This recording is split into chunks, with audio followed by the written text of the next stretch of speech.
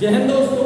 पिछले वीडियो में हमने बीज की परिभाषा है और उससे कुछ रिलेटेड कंपोनेंट्स हमने जो है उससे कुछ अच्छाइयाँ कुछ उसकी खराबियाँ बीज की सारी हमने उसको विस्तारित रूप से समझा था। आज उसी का नेक्स्ट चैप्टर जो है शुद्ध बीज क्या है, बीज के कितने भाग होते हैं, कितने प्रकार होते हैं, कौन सा किस बीज में टैग लगाया जाता है, इस पर हम आज विस्तृत चर्चा करेंगे। तो सबसे पहले है बीज, शुद्ध बीज। तो शुद्ध बीज जो है, शुद्ध बीज की परिभाषा है अपनी जाति के पूर्णतः अनुरूप विशेषताएं रखने वाला बीज शुद्ध बीज कहलाता है। अब बीज अपने मतलब अनुरूप, खुद के अनुरूप विशेषताएं रखने वाला। अब जो खुद के अनुरूप विशेषताएं क्या होती है, जैसे कि बीज एकदम शुद्ध होना चाहिए, है कि नहीं, उसमें किसी प्रकार के अन्य बीजों को मिलावट नहीं होना चाहिए, जेनेटिकली भी उसको शुद्ध होना चाहिए, है कि नहीं। जैसे एक गांव स्तर का बीज देख लो आप, जो गांव में भी है और जो गोते वगैरह है, और जो संकर प्रजातियों से आप उसकी तुलना करेंगे ना, तो हो सकता है कि संकर प्रजातियां, हो सकता नहीं उसका उत्पादन बहुत अच्छा होता है। जो संकर प्रजातियों के बीज होते हैं, हाइब्रिड सीड होते हैं, इसलिए तो बोलते हैं कि बुआई करते समय किसान एकदम हाई क्वालिटी के या अच्छा उत्पादन करने वाला बीज की बुआई करना चाहिए। इससे क्या है कि अगर अच्छी क्वालिटी का बीज होगा तो उत्पादन के समय में ऑटोमेटिक अच्छा मिलेगा।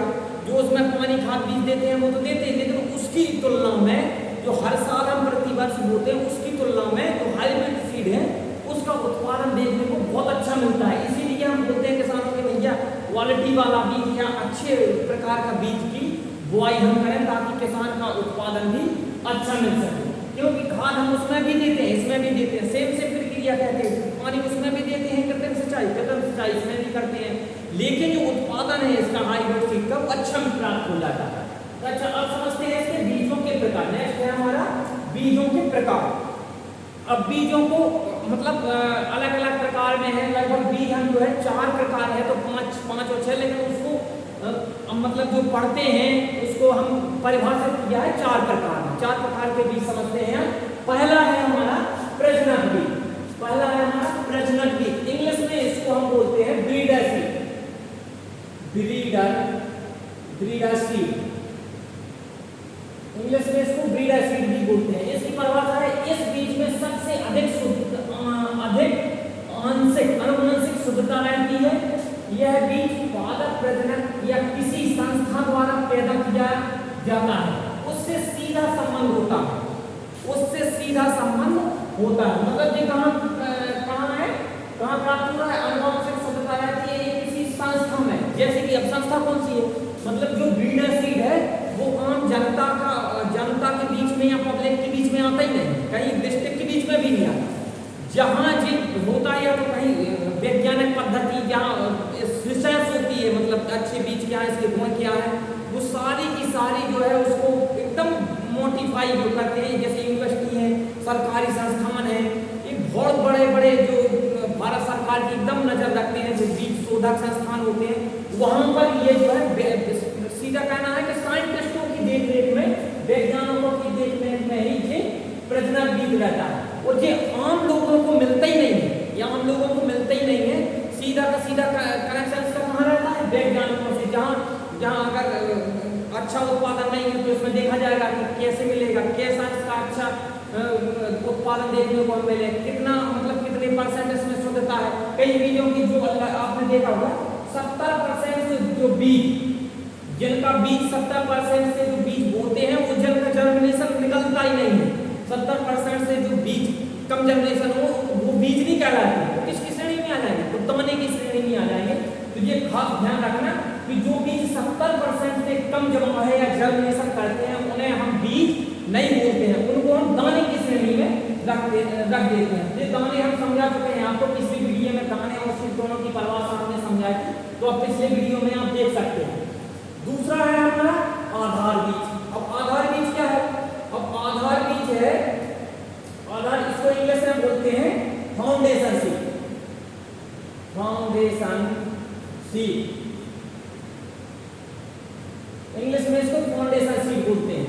अब इसकी परिभाषा है, इस प्रजनक बीज से पैदा किया जाता है, मतलब इसे प्रजनक बीज से पैदा किया जाता है। इस बीज में विशेष मानकों के अनुसार अनुसार आनुवंशिक और शुद्धता सदैव बनी रहती है। मतलब कि इसी ये समझ लो कि इसके देख रेख में ही रहता है। किसके देख रेख में? प्रेजनर बीज के, मतलब ब्रीडर सीड के देख रेख में रहता है। मतलब जो शुद्धता इसमें रहती है ब्रीडर सीड में, वही शुद्धता आपको फाउंडेशन सीड में भी देखने को मिलेगी। इसीलिए बोल रहे हैं, इसमें लिखा गया है कि मतलब विशेष मानकों के अनुसार आनुवंशिक शुद्धता सदैव बनी रहती है इसके थ्रू। जैसे ये प्रजनन की है ना, जो ब्रीडर सीड है, ये लगभग 100% गारंटी देता है। ये जो है 100%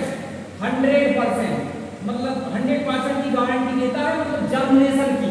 बाई चांस अगर थोड़ी बहुत इसमें अशुद्धियां हो तो वो एक अलग बात है, लेकिन इसमें 99.9% मतलब 99.9% इसमें शुद्धता होती है। मतलब 100 में जिस समझ लो कि 100% बाई चांस कोई बीज अगर किसी कारणवश मर गया या उसे उपयुक्त वातावरण नहीं मिला, किसी प्रकार का या ह्यूमिडिटी नहीं मिली, जिस पर कुछ ऐसे तत्व होते हैं जो नहीं जमते हैं, लेकिन 100% शुद्धता देता है हमारा प्रजनक बीज।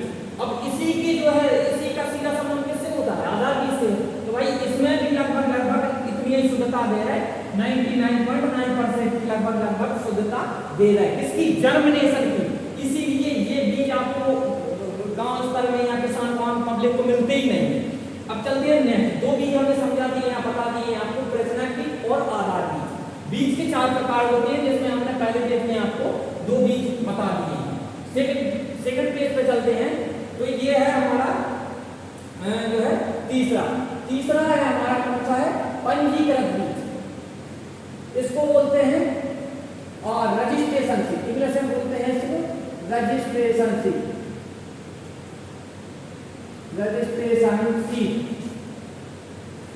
इंग्लिश में बोलते हैं इसको रजिस्ट्रेशन सीड। इसकी परिभाषा है पंजीकृत बीज को आधार मानकर, मतलब जो पिछला हमने जो पढ़ा चुके हैं पंजीकृत बीज पढ़ा चुके हैं, का नाम फाउंडेशन सीड है। इसमें जो हम पढ़ा चुके हैं, इसी का इसमें जो है इसमें बोला गया है कि जो है बीज को तैयार किया जाता है। मतलब पंजीकृत बीज को आधार बीज पर, जो आपने आधार बीज बना दिया ब्रीडर सीड इसमें बोलते हैं, उसी से इसको तैयार किया जाता है, जिससे इसको आनुवंशिक गुण और शुद्धता विशेष मानकों के अनुसार रखी जाती है। मतलब जो उनमें शुद्धता है वो इसमें 1% का मान लो या मान के चलते हैं, जैसे कोई है तो 95% के ऊपर मान के चलते हैं इसको, कितना 95% के ऊपर हम इसकी जो जर्मिनेशन क्षमता है वो 95% के ऊपर जो है इसकी शुद्धता देखने को अच्छी मिलती है। नेक्स्ट है हमारा प्रमाणित सीड। इसको बोलते हैं सर्टिफाइड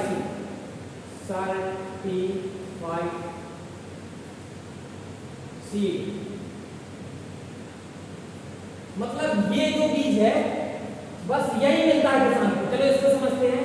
यह आधार बीज से एवं पंजीकृत बीज से प्रमाणित संस्था की देख रेख में पैदा किया जाता है। किन संस्थाओं की? जो पंजीकृत जिन संस्था हो रही वो कौन सी संस्था है? अब वो आ जाओ ऊपर, वो हम ब्रीडर सीड हम आपको पढ़ा चुके। तो सबसे मेन पॉइंट है हमारा ब्रीडर सीड, जिसमें जेनेटिक शुद्धता और मतलब जितने प्रकार की जो उसमें अशुद्धियां हैं उसको बाहर अलग किया जाता है। एकदम मेन जो सीड तैयार हो, किसी प्रकार की कोई अशुद्धियां होती ही नहीं है, वो हम उसी बीज में देखने को हमें मिलती है। उसी से जो है एक जो है सर्टिफाइड सीड, सर्टिफाइड बीज ये जो है किसानों को प्राप्त होता है सर्टिफाइड। अब ये इसमें शुद्धता कितने % होती है?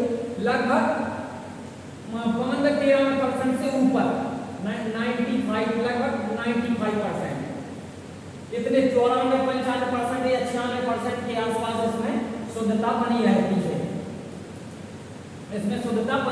है। और ये किसानों यही बीज है जो किसानों तक पहुंचता है। ये जो हम पढ़ा चुके हैं जैसे ब्रीडर सीड है वो पहुंचता नहीं है, वो कहाँ रहता है? वो सरकारी संस्था में, जैसे यूनिवर्सिटी हो गई, कृषि विज्ञान केंद्र के वहाँ पर यूनिवर्सिटियाँ हो गई, बड़े बड़े सरकारी शोध संस्थान हो गए, बीज विभाग हो गया, बीज अधिनियम है, तो ये जो है वहाँ देखने को उन पर मिलेगी। उन संस्थाओं में जो सरकारी संस्थाएं हैं, केवल जहाँ पर वैज्ञानिकों का आवागमन रहता है, उन्हीं की देख रेख में वो उसमें उसको जो है रिसर्च किया जाता है। तो ये भी वो किसानों तक पहुँचता है कि प्रमाणित बीज, किसानों तक ये प्रमाणित बीज पहुँचता है।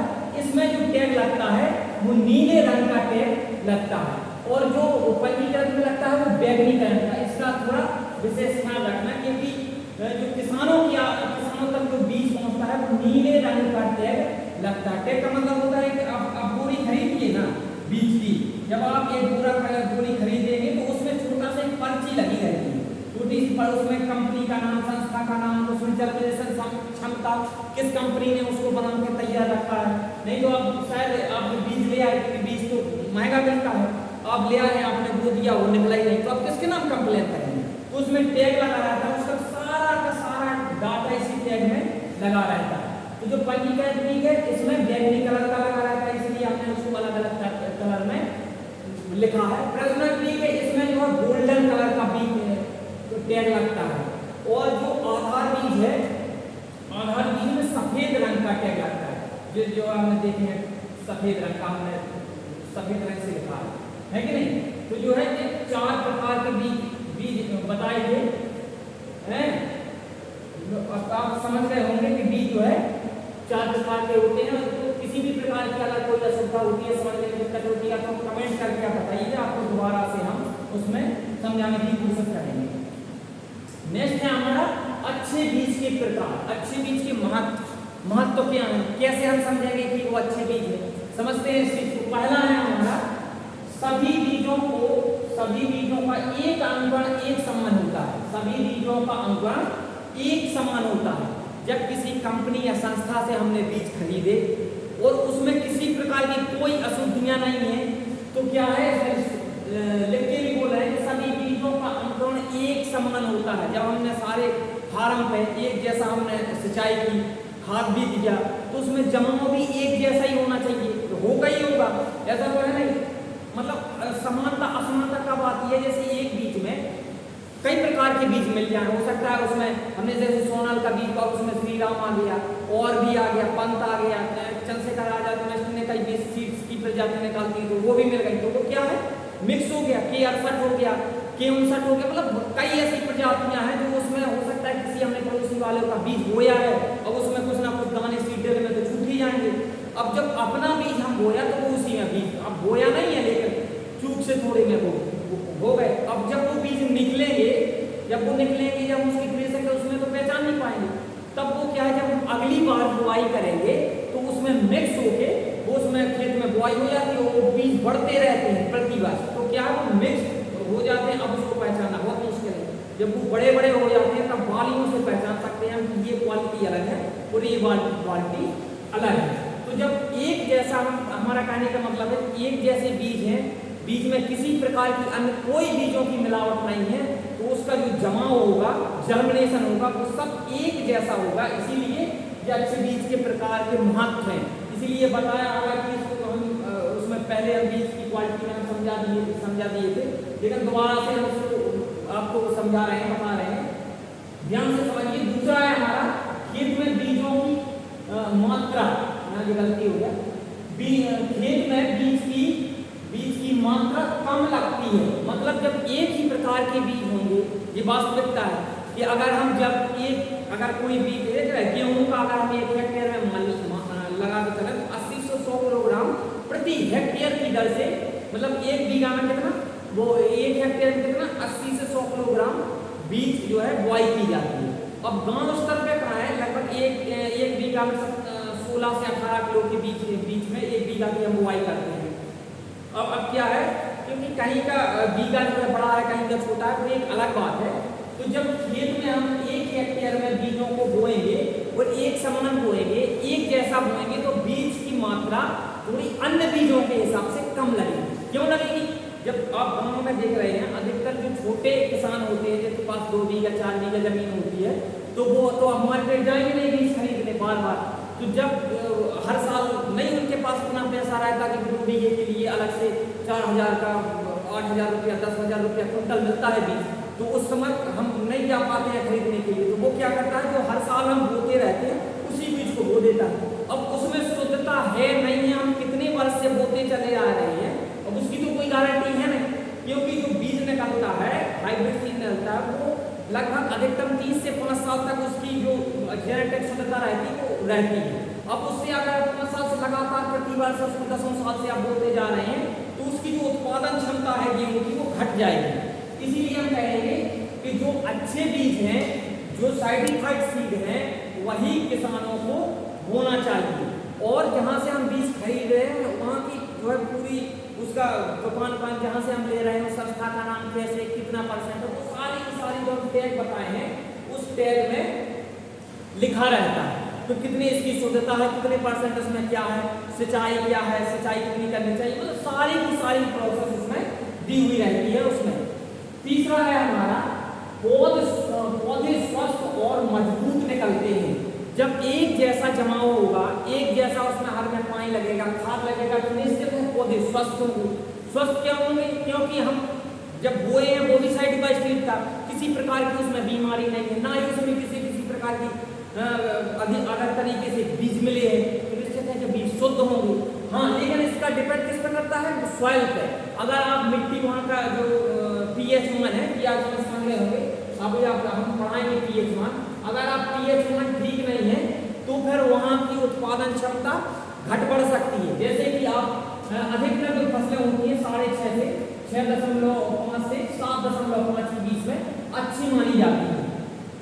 अब इससे पता चला 9 है, आपके 8 हो गया है कि नहीं, 10 हो गया, तो क्या है वहाँ पर ये हो गई नहीं और उत्पादन हो गई नहीं, मतलब आपको बीज निकालना बहुत मुश्किल पड़ जाएगा। तो अब ध्यान रखें किसान, फसल बोने से पहले आप अपनी खेती सॉइल टेस्टिंग, मृदा का परीक्षण आवश्यक करा रहे।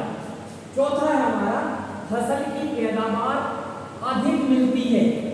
अब देखा है इसमें चौथे में कहा गया है कि फसल की पैदावार अधिक मिलती है। हम पहले भी बता चुके हैं कि जब जो है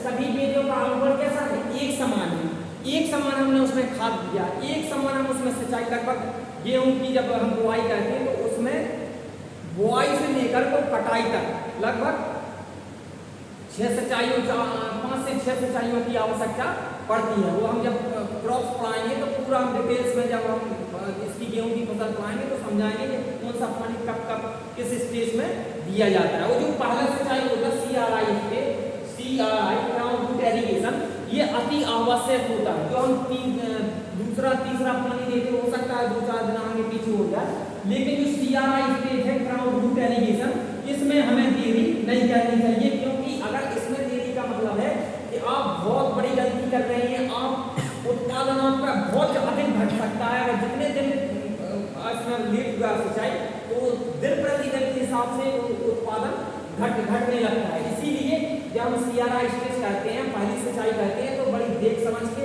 और जो है अपने दिनों को काउंट करके बुआई से लेकर के लगभग 21 से 25 दिनों के बीच में हमारी पहली सिंचाई हो जानी चाहिए। तो जो CRI स्टेज है इसका विशेष ध्यान रखना चाहिए। 5वां नंबर है हमारा फसल में जातीय शुद्धता बनी रहती है। जब इसमें कोई खरपतवार नहीं होंगे, किसी प्रकार का कोई